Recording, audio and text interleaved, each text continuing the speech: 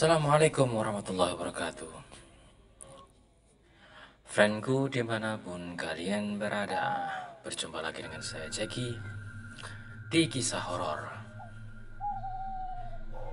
Oke, kali ini saya akan membacakan lanjutan dari trip dari Mantap Solo yang ada di Kaskus. Kalau kalian ingin membaca sendiri tweet dari Mantap Sul, silakan klik link yang ada di deskripsi. Untuk kali ini saya akan membacakan dua cerita ya, Insya Allah dua cerita kalau waktunya nyampe lah. Oke, ini ceritanya tentang rumah ya. Judulnya aja sudah Rumah yang Aneh. Oke, silakan siapkan kopinya, makanan ringan, snack itu. Yang mau nyebat silakan juga sambil dengerin kisah horor pada malam hari ini. Selamat mendengarkan.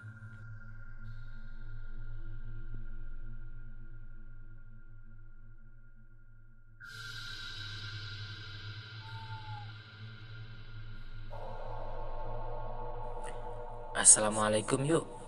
Terdengar suara Bude Sami di luar. Waalaikumsalam Desami, balas nenek. Yuk sampean ku ceritain tah. Ada apa dek? Rumahku yuk, angker lo. Ini kemudian dilanjutkan dengan cerita di rumah Bude Sami ya. Rumah Bude Sami cuma selisih 4 rumah dari rumah nenek. Rumah yang terkesan nyaman dan tentram itu ternyata sudah berkali-kali ganti penghuni. Dan tiap penghuni selalu membawa cerita baru.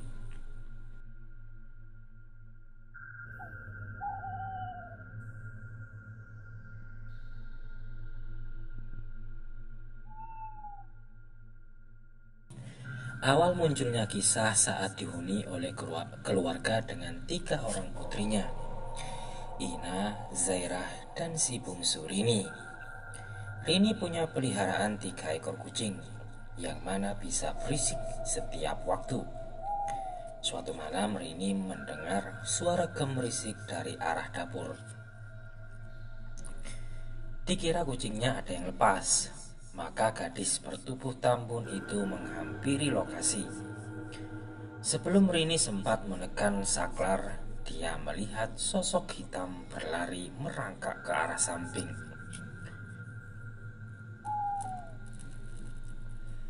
Tepat di mana kamar mandi berada. Rini segera menekan saklar dan mengamati sekeliling, lalu mematikan saklar dan balik tidur. Rini tahu bahwa yang berlari itu bukan manusia, karena sosok di tengah gelap itu punya ukuran sebesar kambing. Waduh.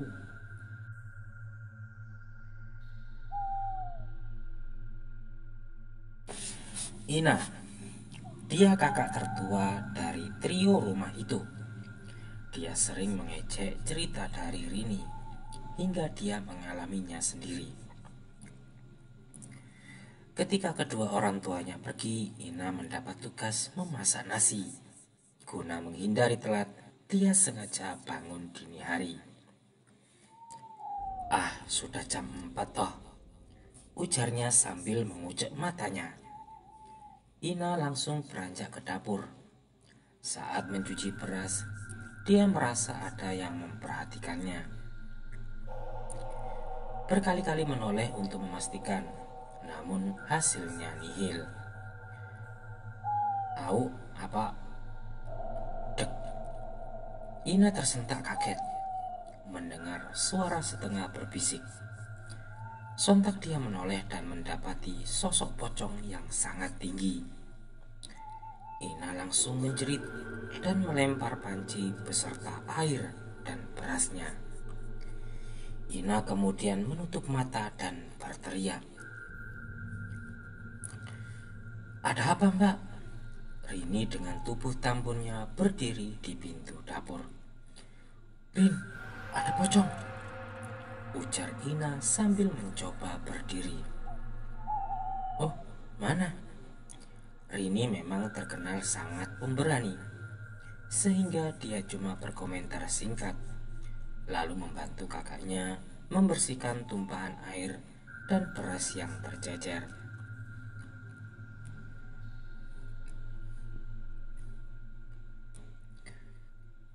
"Mbak, ada apa malam-malam kok ribut?" ujar Zairah yang ikutan terbangun. "Malam?" Sontak Ina melihat jam.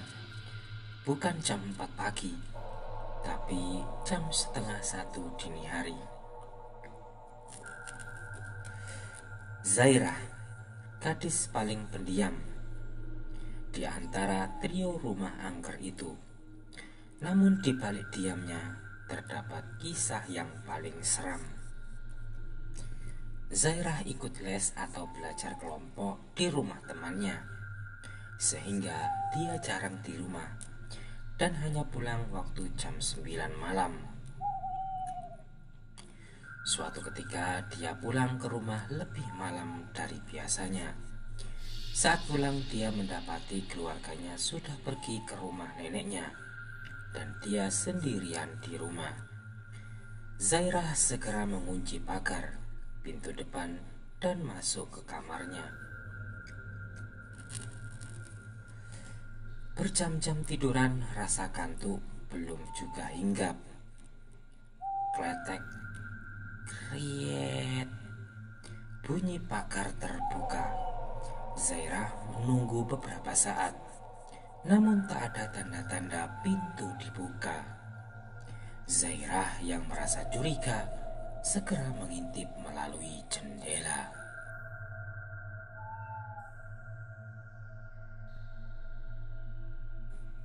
Masih tertutup, gumamnya, lalu dia melesat keluar dan memeriksa pagarnya. Terkunci. "Nyari siapa, Nduk?" Dek, sontak Zairah menoleh. Di depan kamar mandinya terdapat sebuah kursi kayu dan di atasnya duduk seorang kakek-kakek. Tidak seperti kakek biasanya. Orang itu sangat kurus. Makhluk yang biasa dipanggil jerangkong itu langsung masuk ke kamar mandi tanpa membuka pintunya. Zairah yang panik berusaha untuk masuk ke dalam rumah. Namun langkahnya tercegah saat di jendela tempat dia mengintip.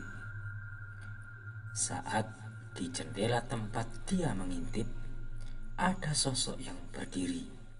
Sosok berbentuk wanita itu tak cuma berdiri, tapi dia juga melambaikan tangannya. Dengan kekuatan terakhir, Zairah membuka gembok pagar dan kabur ke jalan.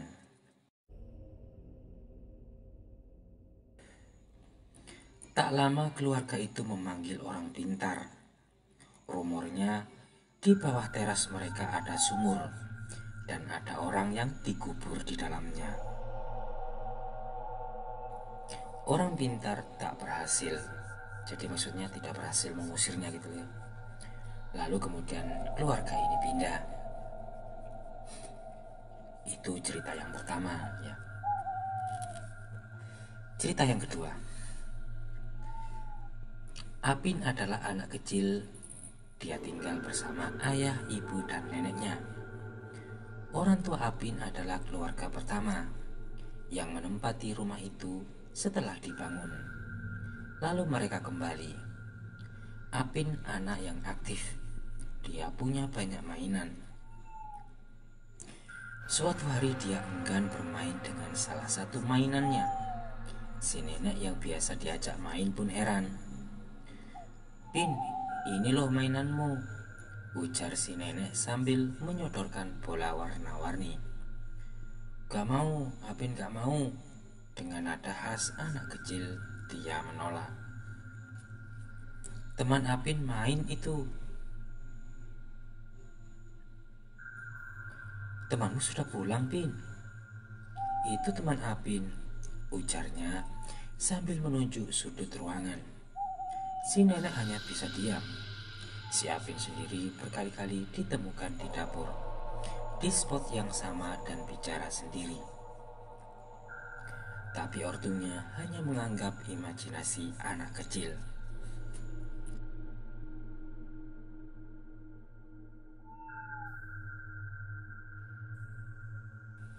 Suatu malam si Apin hilang.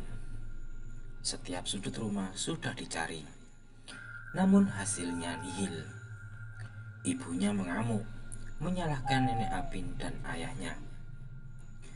Ayah Apin yang berdiri di depan pintu tak melihat putra semata wayangnya keluar.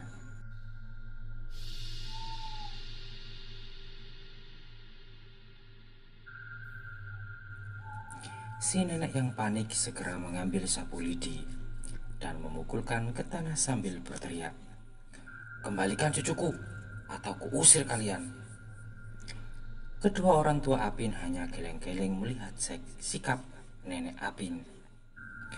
Tak lama tetangga berkumpul dan ikut mencari. Ada yang menanyakan ke tetangga lain. Ada yang bertanya jauh ke blok sebelah. "Tante, Apin tuh lagi mandi," ujar anak tetangga yang tahu nyelonong masuk karena ingin bermain sama Apin. Anak itu mengikuti potongan Lego milik Apin yang tiap hari tercecer di beberapa tempat di rumah. Ayah Apin segera melesat. Beberapa orang mengikuti ayah Apin dan melihat Apin setengah terendam di kolam air kamar mandi dalam posisi tidur. Semuanya lega, Apin tidak kenapa-kenapa. Tapi keluarganya bersikukuh bahwa nggak mungkin Apin bisa memanjat setinggi itu, dan tempat itu sudah dicari. Yang lebih aneh lagi, anak kecil yang memberitahu posisi Apin tak pernah ditemukan. Bahkan orang-orang dewasa pun menyangkal ada anak kecil yang masuk. Hanya saja entah sejak kapan ada tumpukan Lego di sudut ruangan. Tak beberapa lama keluarga Apin bikin selamatan kecil-kecilan, dan beberapa waktu kemudian mereka pindah. Waduh.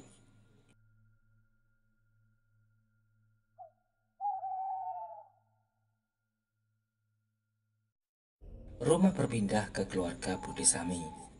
Beliau dan cucunya sangatlah meriah, membuat penghuni gaib rumah itu pindah. Kala itu Mas Rito tengah mencari angin malam di teras belakangnya. Dari teras tersebut nampak bagian depan rumah Budi Saming.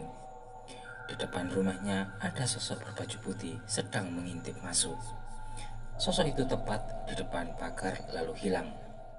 Mas Rito pun melesat masuk. Selesai.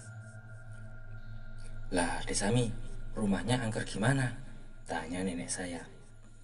"Iya yuk, kadang-kadang uang hilang sendiri," jawab Budi Sami terkekeh.